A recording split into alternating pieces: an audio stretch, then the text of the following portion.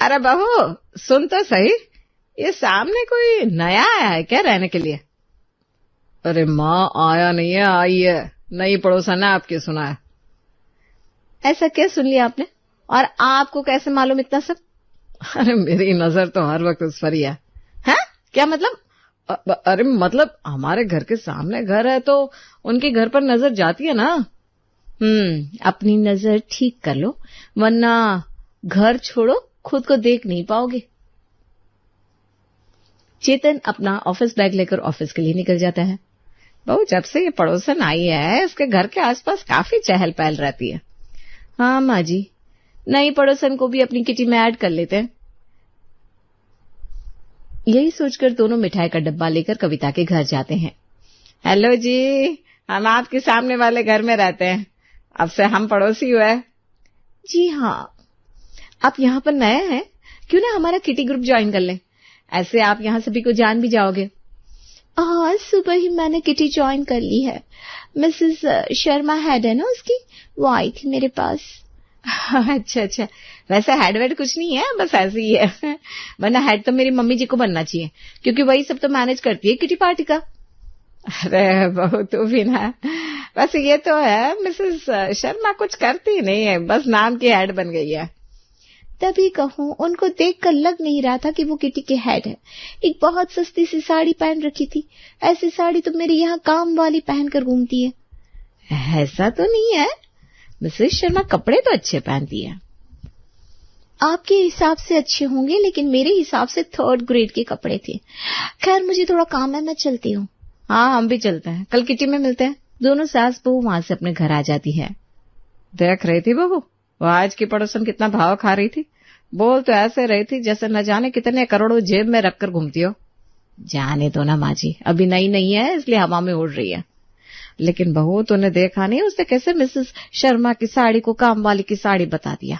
मैं भी देखूंगी कि ये अपनी काम वाली को कितने की साड़ी दिलाती है। अगले दिन सुबह सुबह सुषमा अपनी बालकनी में चाय पी रही थी, तभी उनके मोहल्ले में सब्जी वाला आता है। सब्जी ले लो, सारी भरी ताजा सब्जी ले लो, दीदी भैया भाभी आओ आओ, सब्जी ले जाओ सस्ते दामों में। हेलो सब्जी वाले भैया, इधर आना जरा। जी मैडम जी, क्या लेंगी आप? आलू टमाटर मटर कर दो 1-1 किलो, या फिर आप भिंडी ले लो, एकदम फ्रेश है। रुक जाओ, वो देखो नीचे वो न्यूज़पेपर रखा हुआ है, वो बस ऊपर फेंक दो।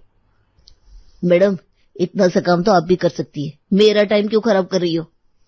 मुझे क्या करना है क्या नहीं, ये मैं तुझ जैसे सब्जी वाले से नहीं पूछ रही हूँ, और तुझे इस काम के पैसे दूंगी, फ्री में थोड़ी ना करने को कह रही हूँ। अच्छा ठीक है, फेंक देते हैं। सब्जी वाला न्यूज़पेपर फेंक देता है। कविता ऊपर बालकनी से पैसे फेंक कर सब्जी वाले को देती है। हमारी कदर नहीं है, समझ सकते हैं, क्योंकि हम गरीब है ना, लेकिन कम से कम पैसों की तो कदर करनी चाहिए। कहीं ऐसा ना हो कि इन्हीं पैसों के लिए एक दिन आपको रोना पड़े। देखो तो सही, इतना साथ में कितनी बड़ी बड़ी बातें कर रहा है, जा रहा है कि तेरा यहाँ आना बंद करवा दूं। सब्जी वाला वहां से अपना ठेला लेकर चला गया। क्या हुआ माँ जी, किसके चिल्लाने की आवाज आ रही थी? अरे कुछ नहीं, वही सामने वाली पड़ोसन का नया ड्रामा चल रहा था, लगता है इसको पैसों का बहुत घमंड है। माँ उसके पास पैसे है इसलिए घमंड है, देखा नहीं खुद को कैसे मेंटेन करके रखती है, पूरे मोहल्ले में अलग ही दिखती है। चेतन ऑफिस जाने के लिए निकल रहा था। अंकिता मेरा लंच दे दो, लेट हो रहा है मुझे। आज लंच नहीं बना है। अरे ऐसा क्यों, गैस खत्म हो गई थी क्या? नहीं गैस तो है, वो मैं अब खुद को मेंटेन करने का सोच रही हूँ ना, तो इतना काम नहीं होगा मुझसे। आज का लंच तुम बाहर से ही करना। सही कह रही है बहू। अरे मैं तो मजाक कर रहा था, लेकिन मैं तो अब सीरियस हूँ। माँ तुम ही कुछ समझाती क्यों नहीं हो? बहू तुम जो कर रही हो ना बहुत गलत है, इसको लंच के साथ साथ डिनर देना भी बंद कर दो। माँ, हे भगवान, आज के बाद कभी पड़ोसन की तारीफ नहीं करूंगा, अब तो दे दो लंच।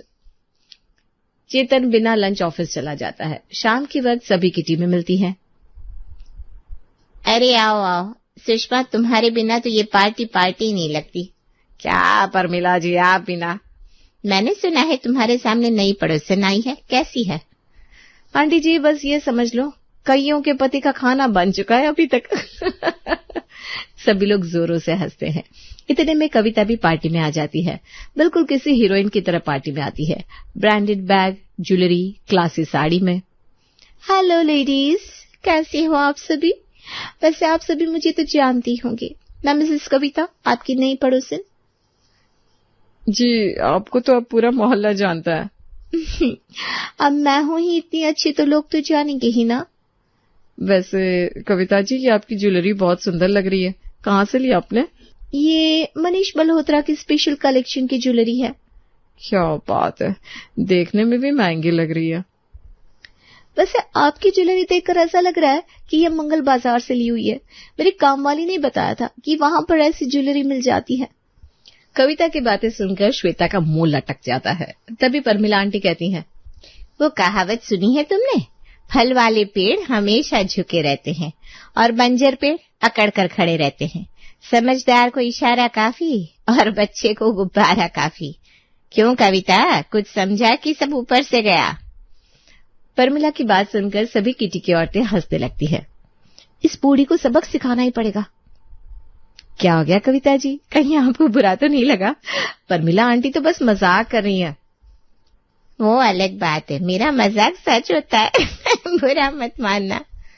अरे नहीं, मैं तो अपनी परनानी के बारे में सोच रही थी जो 120 की है और आज भी अच्छी खासी है। अच्छा, वो कैसे? क्योंकि वो दूसरों को उंगली नहीं करती ना, अपने काम से काम रखती है। कविता ये बोलकर वहां से चली जाती है। इसको देखो तो सही, न जाने खुद को क्या समझती है। पहले मेरा मजाक उड़ाया और अब परमिला आंटी को जवाब देकर चली गई। अरे जाने दो, अभी नई नई है इस मोहल्ले में, समझ जाएगी। थोड़ा बस पैसों की गर्मी ज्यादा है।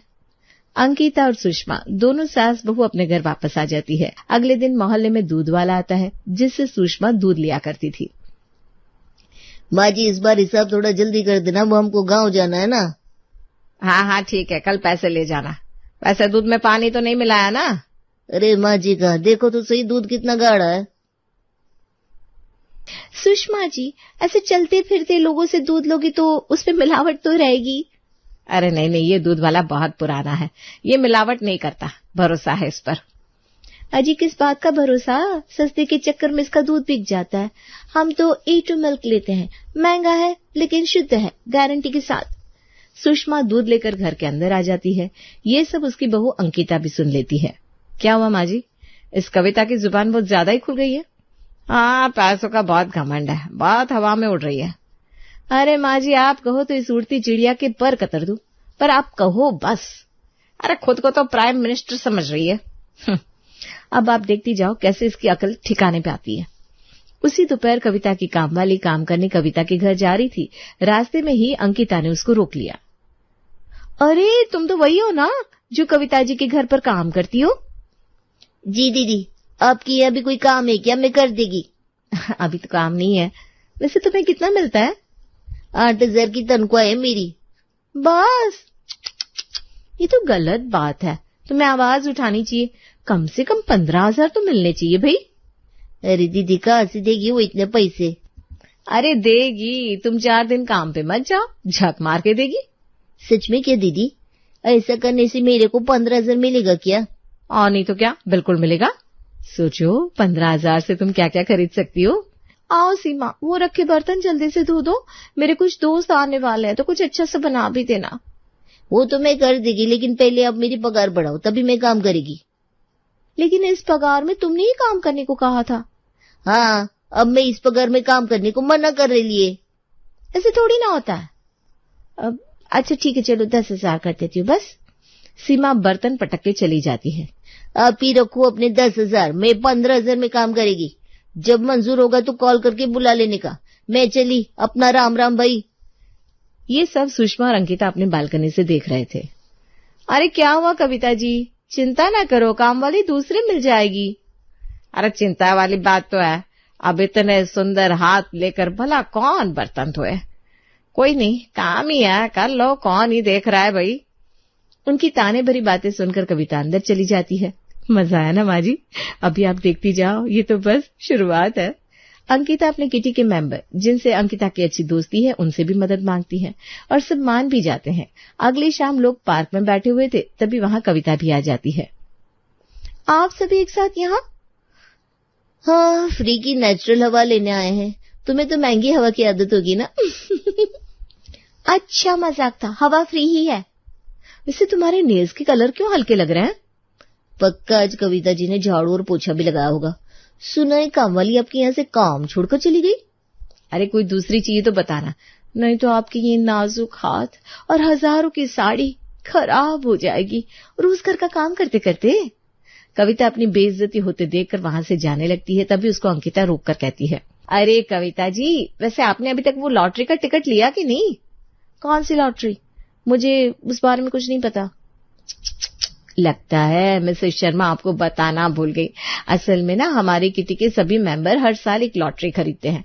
कई सालों से ये रिवाज चल रहा है। ऐसा कहाँ होता है? ये सब फेक है, ये सब बस पैसे लूटने के नाटक है। अरे नहीं कविता जी, अभी पिछले ही साल श्वेता की लॉटरी निकली थी ना, पूरे 10,000 की। कुछ फेक नहीं है, क्योंकि मेरी भी पर्ची निकली थी। कोई नहीं, अगर आपको फेक लगता है तो ठीक है, वैसे भी एक मेंबर कम ही रहेगा तो मेरी पर्ची निकलने के पूरे चांसेस है। वैसे मुझे यकीन नहीं है, लेकिन अब तुम लोग इतना बोल रहे हो तो मैं भी खरीद लेती हूँ लॉटरी। कविता भी लॉटरी का टिकट खरीदती है और अगले ही दिन उसके पास कॉल आता है, जो कि कविता ने ही अपने किसी दोस्त से करवाया था। बधाई हो कविता जी, आपकी 2 लाख की लॉटरी निकल गई है। आप 1 हफ्ते बाद हमारे ऑफिस आकर पैसे ले जाइएगा। क्या? सच में? जी हाँ, अब तो आप लखपति बन गई है। कविता बहुत खुश हो जाती है और सबसे पहले वो सीमा को कॉल करती है। सुन सीमा, तेरी तनख्वाह सीधा 20,000 काफी है ना इतना? सच में मालकिन? हाँ, बस तुम जल्दी से आ जा। बस मैं उड़ते हुए आ जाएगी। इतनी सैलरी में तो मैं पूरा खानदान उड़ा कर ले चलूं। अब इस किटी वालों को दिखाती हूँ कि मेरी क्लास क्या है। कविता अपने घर में एक पार्टी रखती है और सभी को इनवाइट करती है। क्या बात है कविता, तुमने तो बहुत बड़ी पार्टी दे दी। कोई गुड न्यूज है क्या? नहीं नहीं आंटी जी, वो तो बस मेरी आदत है पार्टी देना। मैं अक्सर ऐसी पार्टी दिया करती थी पहले भी। अरे कविता जी, आपने तो पार्टी पे अच्छा खासा खर्च कर दिया है। कोई लॉटरी वॉटरी निकल गई है क्या? मुझे पार्टी देने के लिए किसी लॉटरी की जरूरत नहीं है, पैसे तो मेरे हाथों का मेल है। पार्टी के बाद कविता सभी को रिटर्न गिफ्ट देती है। देखा माँ जी, कैसे कविता की चाल ही बदल गई। कहीं ज्यादा तो नहीं हो गया? बेचारी जो पैसे नहीं आने की खुशी में अपने पैसे उड़ा रही है। आंटी जी, ये तो पहले ही करोड़ों की पड़ोसन है, इसको कौन सा पैसों की कमी है? चलने दो। अब शुरू तो बदले में किया था, लेकिन अब मजा आ रहा है। तुम दोनों भी ना इतनी टांग भी मत खींचो उसकी, अब तो बेचारे के लिए बुरा लग रहा है मुझे। अरे आंटी जी, आप उसके लिए क्यों परेशान हो रही हैं? देखा नहीं था कैसे पैसों के घमंड में पूरे मोहल्ले को सभी को सुना रही थी। कम से कम थोड़ी तो पैसों की गर्मी निकलेगी। सभी लोग पार्टी के बाद अपने घर चले जाते हैं। अब तो मेरे पास पैसा ही पैसा होगा, चलो शॉपिंग करने जाती हूँ। लेकिन पैसे तो 1 हफ्ते बाद आएंगे।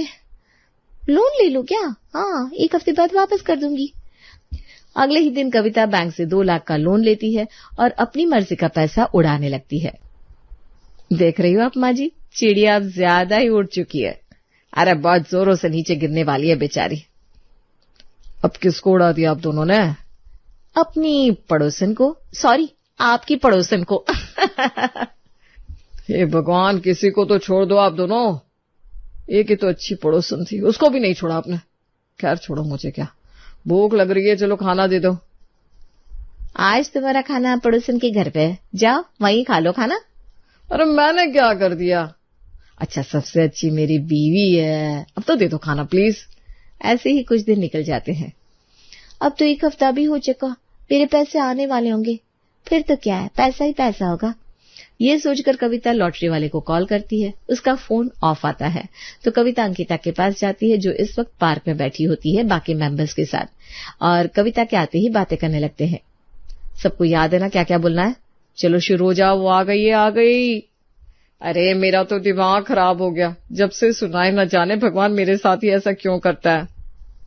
अरे तुम अकेली नहीं हो श्वेता, हमने भी तो नुकसान झेला है। अब जाने वाले को कौन रोक सकता है?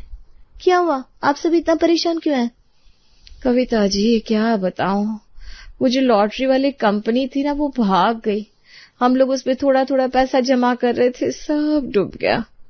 क्या क्या बात कर रहे हो? कंपनी भाग गई? हे भगवान! आप क्यों परेशान हो? आपने तो पहले ही कहा था फेक है। हम लोगों ने ही आपकी बात नहीं मानी। आप तो पहले से ही समझदार थी। मेरे तो पूरे 5,000 डूब गए। मेरे भी डूब गए, लेकिन अब क्या कर सकते हैं। मेरे 2 लाख डूब गए। अब क्या होगा? लोन का पैसा कैसे वापस होगा? मैंने सुना था आपकी लॉटरी निकल गई है। आपको तो फायदा ही हुआ है। काहे का फायदा? लॉटरी मिलने के चक्कर में बैंक से लोन लेकर पैसे तो उड़ा दिए मैंने, और अब लॉटरी वाला ही भाग गया। इसीलिए कहते हैं जितनी चादर हो उतना ही पैर फैलाना चाहिए। पैसे आए नहीं कि उड़ाना शुरू कर दिया, तो अंत तो ऐसे ही होगा ना भाई। कविता अपने सर पर हाथ रखकर वहां से चली जाती है। अब आई होगी इसकी अकल ठिकाने पे। वो कहते हैं ना, नंगी तलवार और अपनों से बड़ों से तकरार मोल नहीं लेनी चाहिए। लो, अब कट गए ना चिड़िया के पर। शादी के बाद नहीं आऊंगी। काजल भाभी, मेरी चाय अभी तक नहीं आई है। काजल, कोई जरूरत नहीं है इसे बिस्तर पर चाय देने की। गरिमा, सारा घड़ी की और भी नजर घुमाकर देख। कितना वक्त हुआ है? सुबह के 10 बज रहे हैं और अब जाकर उठ रही है तू। माँ, सुबह सुबह आप ना लेक्चर देना शुरू हो जाती हो। ठीक से नींद तो खोलने दो। अब तू छोटी बच्ची नहीं है, तेरी शादी की बातें चल रही है। कोई आएगा घर में तो क्या सोचेगा? जरा देखो, लड़की 10 बजे उठती है, कोई काम नहीं करती है घर का। माँ, मेरी शादी पहले पक्की तो होने दो, उसके बाद मैं अपने आप ही सब कुछ करने लग जाऊंगी। ऐसा नहीं होता। अभी से काम करने की आदत होगी तो शादी के बाद परेशानी नहीं होगी तुझे। काजल भाभी, पहले आप चाय दे दो मुझे, और साथ में ना कुछ खाने को भी देना प्लीज। और चित्रा भाभी से कहो ना मेरे लिए गर्म पानी तैयार रखे। ये लो तुम्हारी चाय। वो गरिमा कह रही है कि हाँ रख दिया है उसका पानी गर्म करने। अब तो हमें आदत ही हो गई है।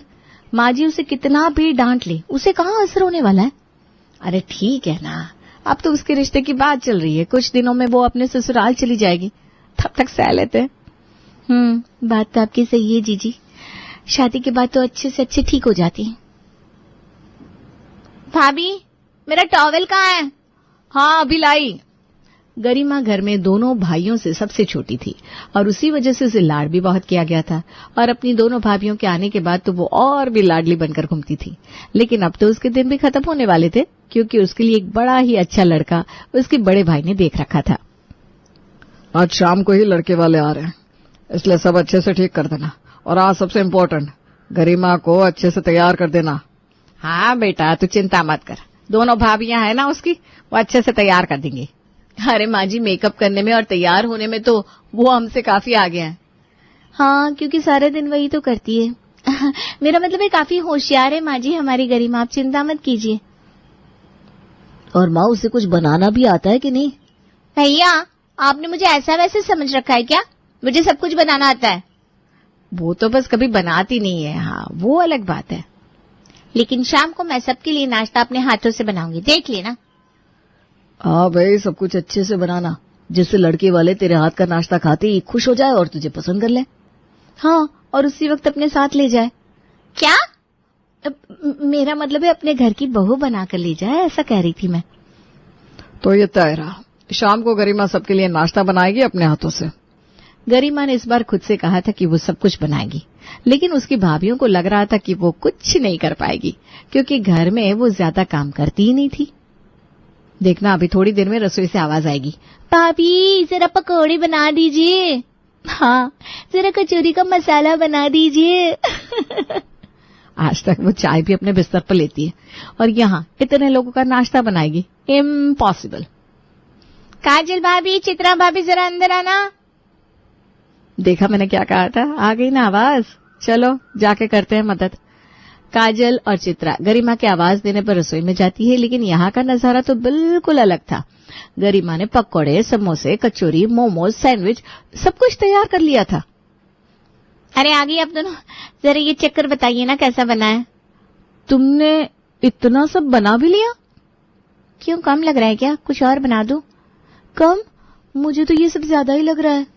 तुमने ये सब बाहर से ऑर्डर किया ना? बता दो, अब हमसे भी क्या छुपाना। आप दोनों कब से बाहर थी ना कोई अंदर आया ना मैं बाहर गई, तो मैं कैसे बाहर का खाना अंदर ला सकती हूँ भाभी? अरे हाँ रे, सही बात है, पर हमें तो पता ही नहीं था कि तुम इतना सब बना लेती हो। चलो आप दोनों ये सब चखिए और मैं तैयार होकर आती हूँ। गरिमा ने बिना किसी मदद की इतना सब बनाकर चौका ही मार दिया था। लड़के वाले भी शाम को वक्त से पहुंच गए थे और उन्हें गरिमा बहुत पसंद आ गई थी। बहन जी, हमें तो आपकी बेटी बड़ी पसंद है, हमें ये रिश्ता मंजूर है। हमें भी मोहित काफी पसंद है और गरिमा को भी, तो हमें भी ये रिश्ता मंजूर है। इस बात पर सब लोग अपना मुंह मीठा कीजिए। अरे रेखा जी, आपकी आंखों में अभी से आंसू आ गए? अभी तो विदाई में 3 महीने बाकी हैं और आपकी बेटी को कौन सा दूर जाना है? उसके मायके में ससुराल में दूरी है ही कहाँ, यही पास में तो है हमारा घर। आप क्यों चिंता कर रही हैं? फिर भी बेटे की विदाई की बात सुनते ही माँ की आंखें तो भर ही आती है। माँ, आपको देखकर मुझे भी ना रोना आ रहा है। गरिमा, तू रोएगी तो हमें भी रोना आ जाएगा। फिर देखना, तेरा ये मेकअप भी खराब हो जाएगा। क्या भैया, आप भी। बस बस बस, अब कोई नहीं रोएगा। अभी शादी में 3 महीने हैं। आप अपनी बेटी को खूब लाड लड़ाइए माँ जी, फिर तो ये हमारे घर की बहू बन जाएगी। चलिए सब लोग अपना मुंह मीठा कर लीजिए। अब गरिमा का रिश्ता पक्का हो जाता है। घर में खुशियों की लहर सी छा जाती है, लेकिन उसके साथ ही गरिमा अब अपने मायके में सिर्फ 3 महीने हैं, ये सोचकर उसके माँ और भाइयों की आंखें नम हो गई। आज अगर तुम्हारे पापा होते तो गरिमा के रिश्ते की बात सुनकर बड़े ही खुश होते। आप सही कह रही हैं। पापा की तो लाडली थी गरिमा। बेटियां तो होती ही हैं पराया धन, उन्हें तो एक न एक दिन अपने घर जाना ही होता है ना माँ जी। अब मैं तो 3 महीनों में जाने ही वाली हूँ, इसलिए इन 3 महीनों में मेरी हर इच्छा पूरी करना आप सब लोग। अरे तो बोल तो सही, क्या चाहिए तुझे? तू कौन सा फिर आने वाली है मायके? हाँ, बोल, क्या चाहिए तुझे? वो तो आपकी बात सही है कि मैं कौन सा मायके फिर से आने वाली हूँ। इसलिए भैया एक काम करो, आज मुझे ना वो बनारसी आइसक्रीम खानी है। वो हाथ से बनाते हैं ना, वो आइसक्रीम जो अभी काफी मशहूर हुई है। लेकिन वो तो हमारे घर से 2 घंटे दूर है। आप मेरी इतनी सी भी इच्छा पूरी नहीं कर सकते भैया। मेरी शादी हो जाएगी, फिर कौन सा मैं यहाँ आने वाली हूँ। अच्छा, चल ठीक है, मैं और भैया जाते हैं और लेकर आते हैं। 2 घंटे जाने में लगेंगे, 2 घंटे आने में, 4 घंटे सिर्फ आइसक्रीम लाने में लगेंगे। इतने में आइसक्रीम पिघल नहीं जाएगी।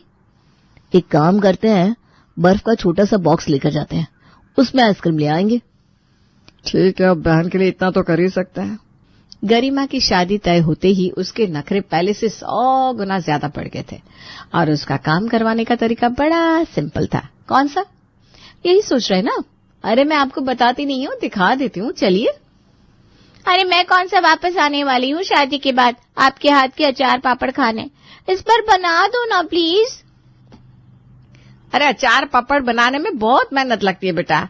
पहले अचार और पापड़ का मसाला बनाओ, उसके बाद उन्हें धूप में सुखाओ, तब जाकर कहीं बनते हैं। माँ, अब मैं इस घर में बस 3 महीने हूँ, उसके बाद तो मुझे मौका ही नहीं मिलेगा आपके हाथ के अचार पापड़ खाने का। बना दो ना इस बार। ये तो ऐसे बात करती है जैसे लंदन शिफ्ट होने वाली है। हाँ, अब इतना इमोशनल कर देगी तो कोई भी वो काम कर ही देगा ना। अच्छा चल ठीक है, बस काजल बहू, चलो चावल का आटा निकालो, मैं पापड़ का आटा बना देती हूँ और शाम को आम का अचार भी डाल दूंगी। ये हुई ना बात।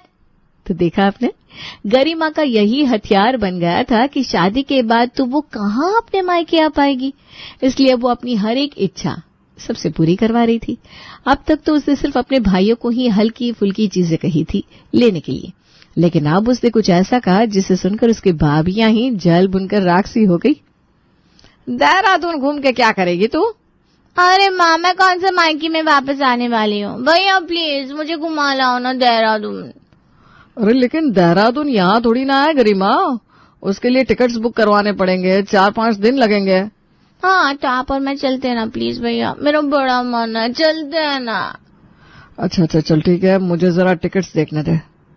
देखा, आज तक इन भाइयों ने हमें बाजार तक नहीं घुमाया और अपनी बहन को देहरादून घुमाने ले जा रहे हैं। हाँ भाभी, मैं तो शादी के बाद हनीमून पर भी नहीं गई थी और ये तो शादी के पहले ही घूमने जा रही है। और मेरे पति को देखो कैसे टिकट्स देख रहे हैं। ऐसा नहीं कि मुझसे भी कह दे, चलो काजल तुम भी। एक काम करो काजल। हाँ, बोलिए ना, मैं तैयार हूँ। मेरा सामान पैक कर दो, मैं गरिमा को देहरादून घुमा लाता हूँ। थैंक यू भैया। भाभी प्लीज आप मेरा भी सामान पैक कर दीजिए ना। लेकिन मुझे क्या पता कि तुम्हें क्या ले जाना है। भाभी मैं आपको बताती जाती हूँ, आप सामान पैक तो करिए। तुम मुझे बैठकर बताती जाओगी, इससे अच्छा खुद ही पैक कर दो ना सामान। भाभी आप मेरा इतना सा काम नहीं कर सकती, फिर कहा मैं आप दोनों को परेशान करने वाली हूँ। मैं तो चली जाऊंगी ससुराल, फिर आप दोनों यहाँ जो चाहे कर सकती हैं। हाँ भैया, ठीक ही कह रही हो, लाओ कर देती हूँ तुम्हारा भी सामान पैक। अरे आपका वो जो ब्लू बैग है ना, वो भी आप मेरे लिए निकाल दीजिएगा, वो काफी बड़ा है, मेरे सारे कपड़े उसमें आ जाएंगे। जी, और कुछ भी हो तो बता दीजिए ना अभी से। नहीं, और कुछ होगा तो मांग लूंगी आपसे बाद में। हाँ वो तो मुझे पता ही है कि तुम मांग लोगी। कुछ कहा क्या आपने भाभी? नहीं, मैं ये कह रही थी कि और कुछ याद आए तो बता देना। चलो अब तुम्हारी पैकिंग कर देती हूँ। गरिमा अपनी शादी से पहले हर किसी से कोई ना कोई काम करवा रही थी और घर वाले भी यही सोच रहे थे कि अब तो बस ये 3 महीने है यहाँ, इसलिए कोई भी गरिमा को किसी भी चीज के लिए मना नहीं कर रहा था। गोंद के लड्डू, ड्राई फ्रूट्स के लड्डू, खजूर के लड्डू, घेवर, रसमलाई, बस इतना ही है? बस है? ये सब तुम्हें आज खाने की इच्छा है? हाँ भाभी, अब कुछ ही दिनों में तो मेरी शादी है, उसके बाद पता नहीं कब मैं आपके हाथ का खाना खा पाऊंगी, इसलिए मैं ये सब ना आज ही खाना चाहती हूँ। लेकिन इतना सब बनाने में सुबह से रात हो जाएगी। कोई बात नहीं भाभी, अब धीरे धीरे एक एक चीज बनाती जाइए, मैं रात तक थोड़ा बहुत खाती जाऊंगी। मैं ये कह रही थी कि अगर तुम्हारी बहुत इच्छा है तो बाहर से मंगवा दे। ये पास में नट्टू हलवाई है ना, वो बड़े अच्छे लड्डू बनाता है। अरे चित्रा भाभी, आपके जैसे लड्डू कोई बना ही नहीं सकता। अब मैं जानती हूँ आपका भी बड़ा मन है ना मुझे अपने हाथ के लड्डू और घेवर खिलाने का, मैं आपका मन कैसे तोड़ सकती हूँ, बना दीजिए, चलिए मैं खा लूंगी। तुम्हें मेरे मन के बारे में कैसे पता कि मेरा मन रो रहा है? मैंने सुन लिया ना भाभी, आप यही कह रही है ना कि मेरा मन रो रहा है? नहीं, वो तो मैं। भाभी आप मेरे लिए अभी से रो रही हैं, मैं भी कुछ दिन तक हूँ यहाँ, आप रोए मत। मैं आपके हाथ की सारी रेसिपीज खाए बिना विदा नहीं होंगी, पक्का। हाँ, क्यों नहीं। चित्रा को सारी मिठाइयां बनाते बनाते सुबह से रात हो गई और उसकी हालत अब खस्ता हो चुकी थी। तू ठीक तो है चित्रा? भाभी इसकी विदाई में अब कितने दिन बाकी है? अरे चिंता मत कर, बस कुछ ही दिन है, फिर ना तो इसे बिस्तर पर चाय देनी पड़ेगी और ना ही ये घेवर बनेंगे। गरिमा की विदाई पे सबसे ज्यादा मेरे आंसू बहेंगे, खुशी के। हिम्मत रख बहना, ये दिन भी बहुत जल्द आएगा। जिस दिन का सबको बेसब्री से इंतजार था, आखिर वो दिन आ ही गया। आज गरिमा की शादी के बाद उसकी विदाई हो रही थी, जिसमें काजल और चित्रा सबसे ज्यादा रो रही थी। देखो जरा तुम्हारी भाभियां कितनी रो रही है, लगता है तुमसे बहुत प्यार करती हैं। आंटी जी, आप नहीं जानती कि हमें इस दिन का कब से इंतजार था। हमने कितनी मन्नतें मांगी थी गरिमा की विदाई के लिए, आज जाकर भगवान ने हमारी सुनी है। आज तो मैं उन्हें 5 किलो लड्डू का प्रसाद चढ़ाऊंगी।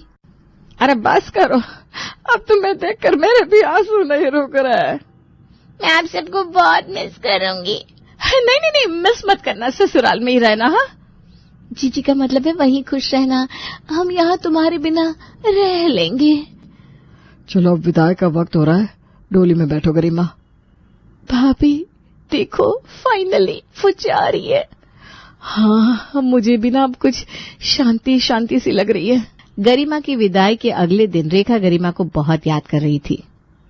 कैसे सुबह उठते ही बिस्तर पर चाय मांगती थी, पगली सी थी लेकिन थी हमारी लाडली। कितना घर सुना सुना लग रहा है। सुना? नहीं तो माँ जी, हमें तो नहीं लग रहा। हाँ माँ जी, आप क्यों गरिमा को याद कर रही हैं? हम है ना, हम आपको गरिमा की कमी महसूस नहीं होने देंगे। हाँ भाई, बात तो तुम दोनों की भी सही है, बेटियां तो होती ही पराया धन है। अब बस भगवान से प्रार्थना है कि वो अपने ससुराल में खुश रहे। हाँ माँ जी, चलिए आज कुछ चटपटा सा बनाते हैं, चित्रा और मैं। हाँ चलो जीजी, वैसे तो बस गरिमा की पसंद का ही सब कुछ बनता था, लेकिन आज से हम अपनी पसंद का सब कुछ बनाएंगे और अब तो वो कुछ कह भी नहीं सकती हमें। हाँ चल। काजल और चित्रा अभी अपनी आजादी की खुशी मना ही रहे थे कि 2 दिन बाद रेखा को फिर से अपनी बेटी की याद आने लग गई। अरे माँ जी, आप रो क्यों रही है फिर से? गरिमा अब थोड़ी ना यहाँ आ पाएगी। हाँ माँ जी, वो बार बार तो कहती थी वापस नहीं आऊंगी। अब आप भी ना उसके बिना रहने की आदत डाल लीजिए। किसने कहा मैं वापस नहीं आऊंगी? लो, मैं आ गई। हाँ? भाभी, ये यहाँ क्या कर रही है?